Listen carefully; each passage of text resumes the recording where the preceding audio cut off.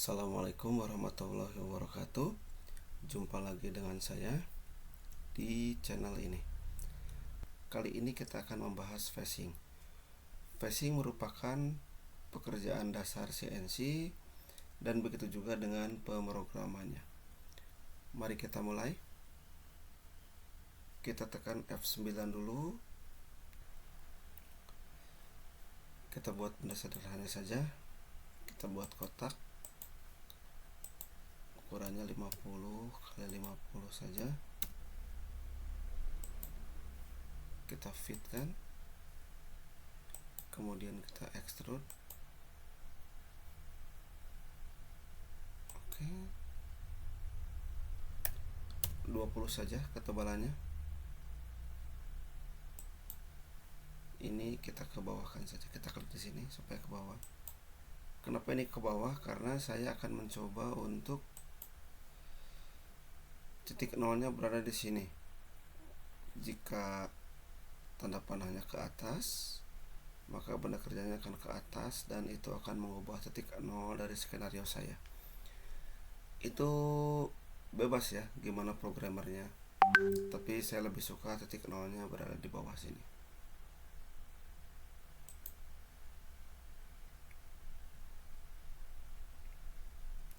Selesai. Kita fitkan lagi ya.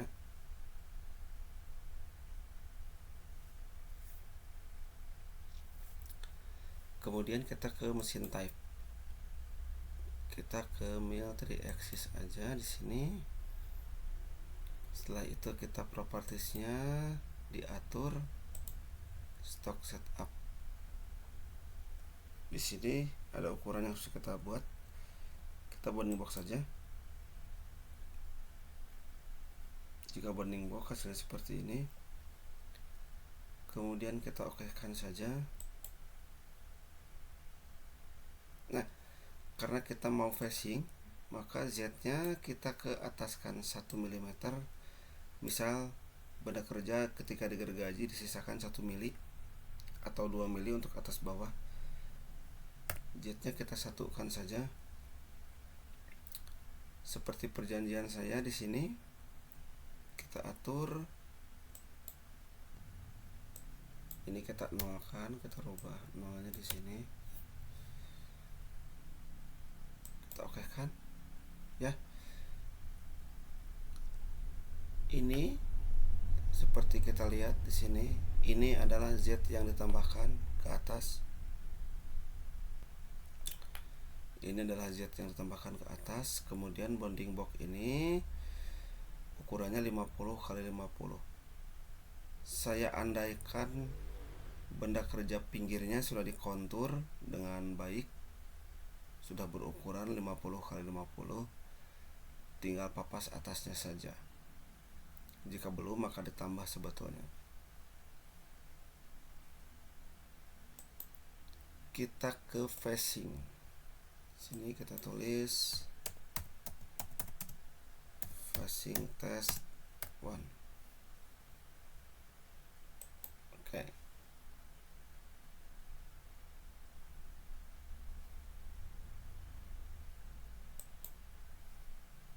Oke.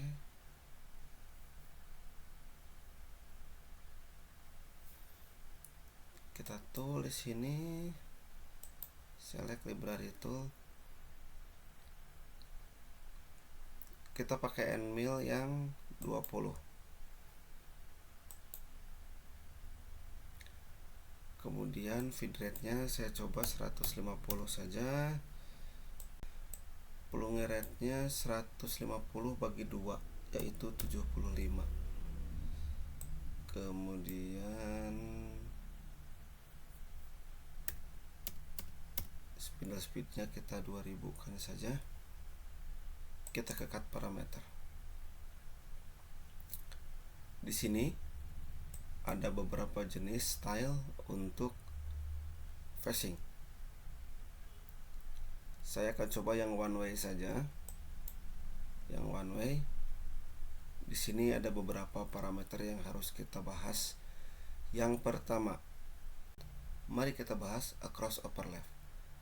Dan kita akan membahas parameter ini secara satu persatu ya, supaya kita lebih jelas lagi.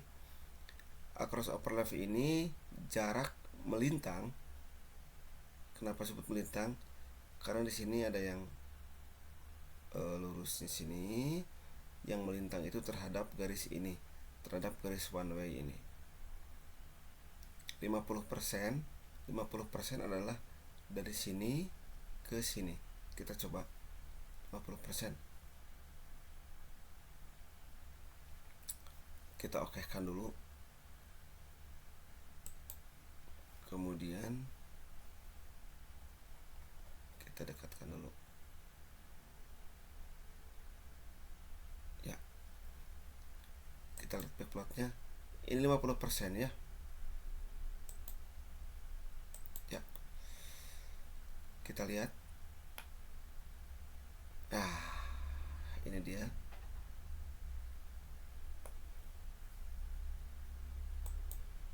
Stop. 50% itu dari sini, dari ujung benda kerja ke pinggir sini. Kita lihat pandangan atas. Seperti ini. Dari sini ke sini. Itu cross overlap. Kita akan coba dengan angka yang lain.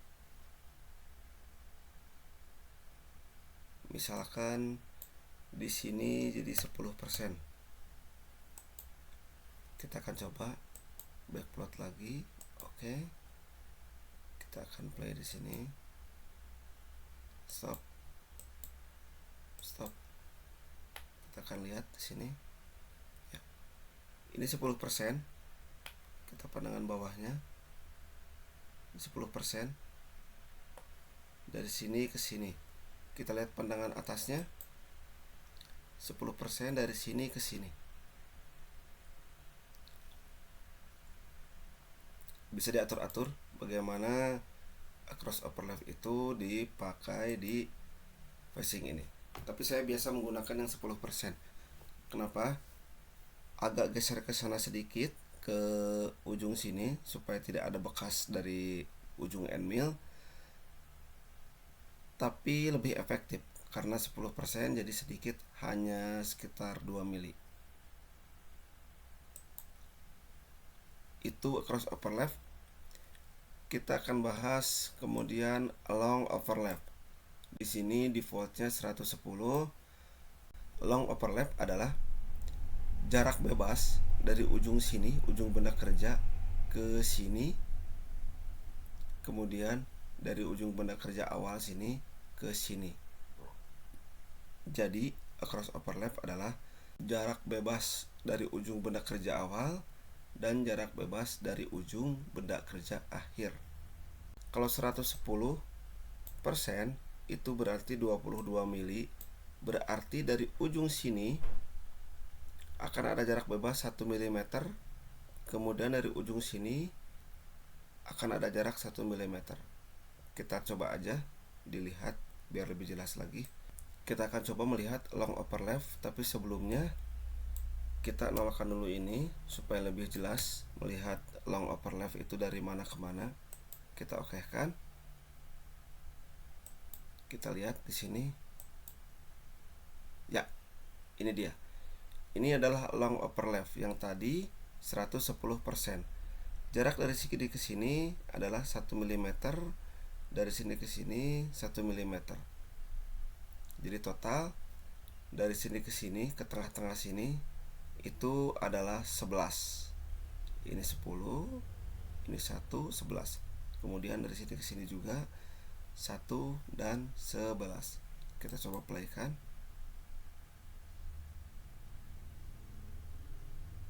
Stop. Ya, ini dia ujungnya. Karena kalau saya play lagi maka ini akan langsung loncat ke sini. Nah, itu dia long overlap. Kita akan bahas parameter yang lain.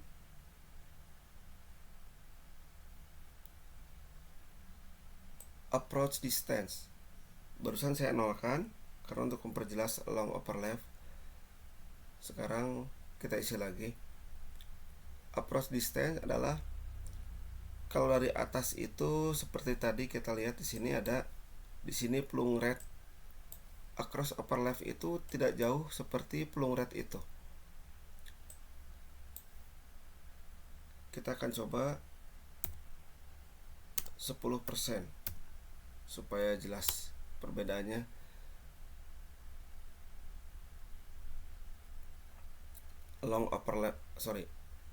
Approach overlap itu menempel di awal long overlap.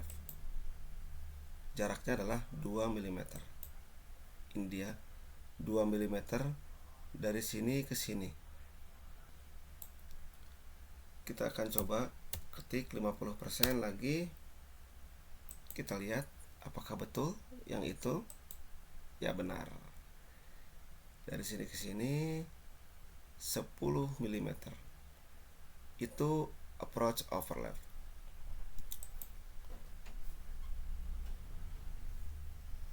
Untuk efektivitas maka saya tidak menggunakan approach overlap. Kita nolkan saja. Bagaimana dengan exit overlap yang tadi saya nolkan? Saya akan coba 30%. Kita lihat dari sini ke sini itu exit distance. Dari sini ke sini kita coba oke kan? Apakah betul? Ya, benar sekali. Dari sini ke sini itu jaraknya seperti yang tadi saya input 30% alias 6 mm. Sekali lagi, karena saya tidak membutuhkannya untuk efektivitas, maka saya akan nolkan saja. Kemudian step over. Step over itu adalah setelah dia makan dari sini ke sini, maka dia akan loncat ke garis berikutnya ke sini.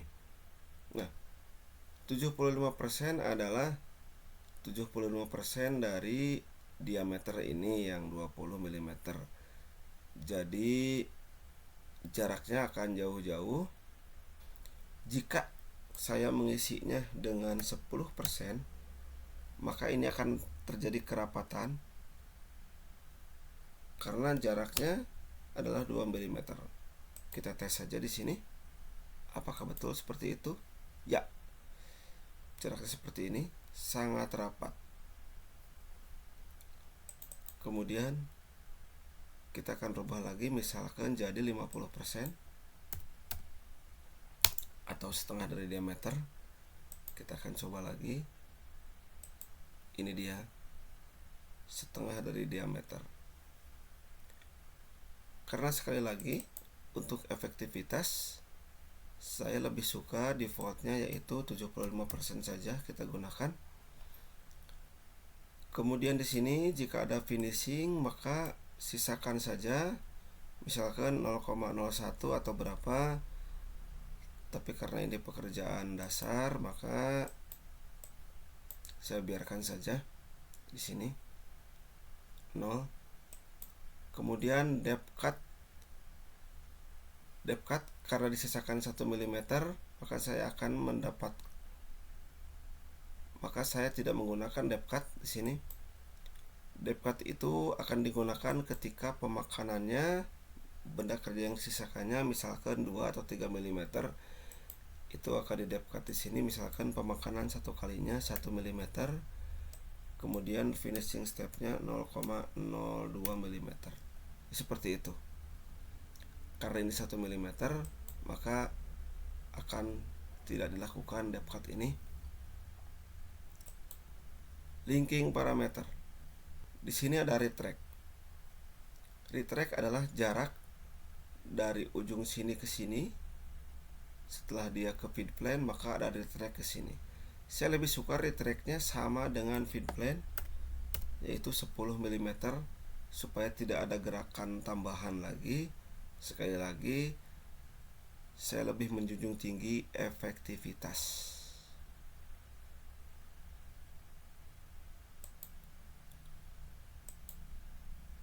Top up stoknya tadi betul 1 mm.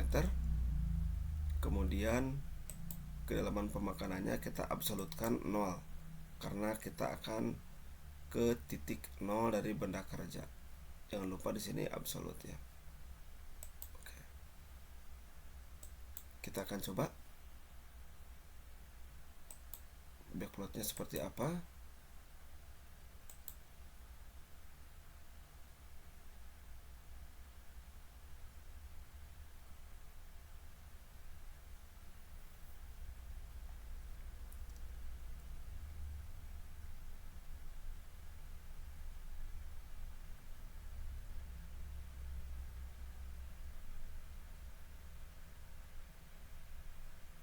Berapa menitkah pekerjaan ini?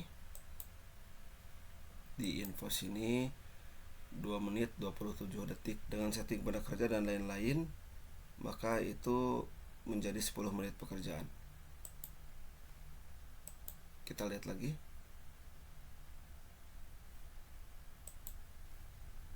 Kita akan coba pakai ini. Cepat sekali. Kita tahankan sedikit. 1 kali, 2 kali, 3 kali, 4 kali. Selesai. Itulah pembahasan dari materi phishing. Semoga bermanfaat. Jangan lupa untuk subscribe dan like channel ini karena akan sangat membantu untuk pengembangan dari channel kecil saya ini. Terima kasih. Assalamualaikum warahmatullahi wabarakatuh.